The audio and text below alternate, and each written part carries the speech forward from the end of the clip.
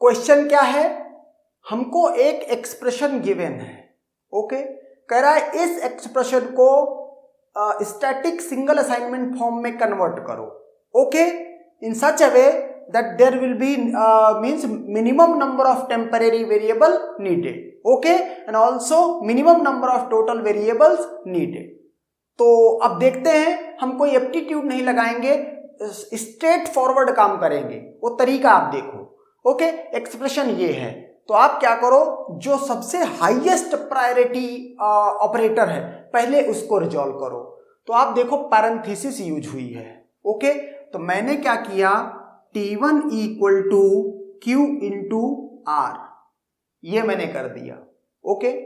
अब चूंकि Q into R 3 address means जो SSA फॉर्म होता है उस वो भी एटमोस्ट 3 एड्रेस ही यूज कर सकता है, ओके, ये भी बात पॉइंट याद रहे, जो SSA फॉर्म होता है वो भी एटमोस्ट 3 एड्रेस ही यूज कर सकता है। तो हमने क्या किया, Q इंटू R को इस तरह से कंप्यूट कर लिया। अब अगर देखो तो इसको लेट किया, आपने क्या बोल दिया, इसको बोल दिया T1, ओके। तो अब देखो अगर यहां से S डिवाइड बाई T1, एक तो ये हो गया, दूसरा Q इंटू R, तो अगर अब देखो तो ये मल्टीप्लाई ऑपरेटर या ये डिवीजन ऑपरेटर, दोनों क्या है, दोनों की प्रायोरिटी सेम है। मैंने कहा था हाईएस्ट प्रायोरिटी के ऑर्डर में कंप्यूट करते हुए आएंगे, ओके। तो यहां पर आप चाहे इसको कंप्यूट करो चाहे इसको कंप्यूट करो, दोनों में कोई इश्यू नहीं है, मैं इसको पहले करूंगा, ओके।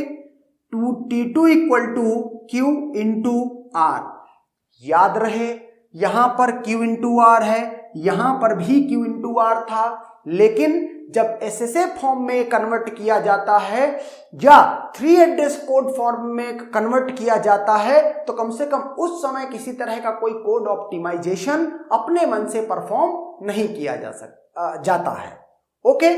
और तो यहां पर जो एक Q इंटू R कर रहा है तो ये इसके लिए भी एक टेम्परेरी वेरिएबल में इसका रिजल्ट स्टोर कराएगा, ओके। तो यहां से हमने क्या कह दिया, T2 equal to Q into R कह दिया, तो मतलब इसको क्या बोल दिया, इसको बोल दिया T2, ओके।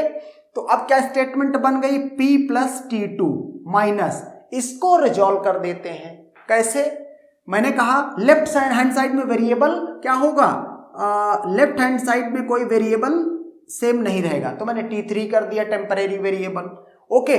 और इसमें क्या स्टोर कराऊंगा, S divided by T1, okay, T1 ये था, इसको मैंने यूज किया, ओके। तो अब ये क्या ओवरऑल स्टेटमेंट बन गई, P plus T2 minus T3, okay. अब प्लस और माइनस की प्रायोरिटी सेम है तो एसोसिएटिविटी देखेंगे, एसोसिएटिविटी प्लस और माइनस दोनों की लेफ्ट राइट है, इसका मतलब पहले ये इवेलुएट होगा, तो मैं क्या करूंगा, T4 equal to P plus क्या T2, ओके।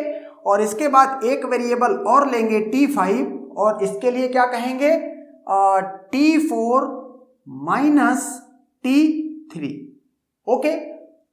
तो यहां पर आप देख लो एक भी वेरिएबल रिपीट नहीं हुआ। अब चूंकि एक भी वेरिएबल रिपीट नहीं हुआ और 5 वेरिएबल लग ही गए, इसका मतलब है कि ये minimum number of temporary variables हैं, ओके। इंटरमीडिएट रिजल्ट को स्टोर करा रहे हैं, तो मिनिमम टेम्परेरी वेरिएबल्स 5, ओके। अगर टोटल की बात करें तो ये टेम्परेरी वेरिएबल्स तो ये हो गए। अब अगर टोटल वेरिएबल की इस सवाल में बात की जा रही है तो टोटल वेरिएबल में क्या क्या और आएगा, जैसे यहां से देख लो Q R S, okay, P, इसके अलावा और कोई नहीं, Q R S P और इसके अलावा कुछ भी नहीं है। तो इस तरीके से जो टोटल वेरिएबल्स नीडेड हैं वो कितने हैं, 9, और ये 9 जो वेरिएबल हैं ये मिनिमम नंबर ऑफ वेरिएबल्स हैं, ओके, एंड दैट्स डन।